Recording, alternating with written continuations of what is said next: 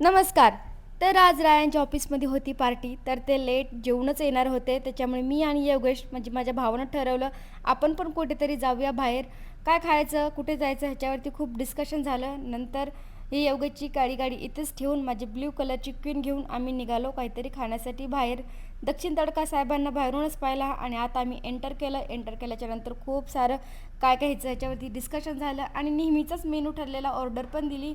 साहेबांना बिल द्यायचं आहे म्हणून साहेब बघा पाण्याच्या बॉटलची पण प्राईज आज चेक करतायत. आणि इकडे आमची पनीर चिल्ली आली आणि पनीर चिल्ली आल्याच्या नंतर काय साहेबांना वेट होत नव्हता. काय दीदी तू काय करते शूटिंग असं मला सारखं बोलत होता. पनीर चिल्ली फतेह करून आम्ही इकडं मेन कोर्टच्या प्लेट पण लावलं होता आणि सगळ्यात अगोदर घेतलेला आहे आचार, कारण मला आचार खूप आवडतो. आज राया नाहीत म्हणून मला तो जास्त खायला पण जमणार आहे, कारण राया मला नेहमी ओरडतात आचार खाण्याबद्दल.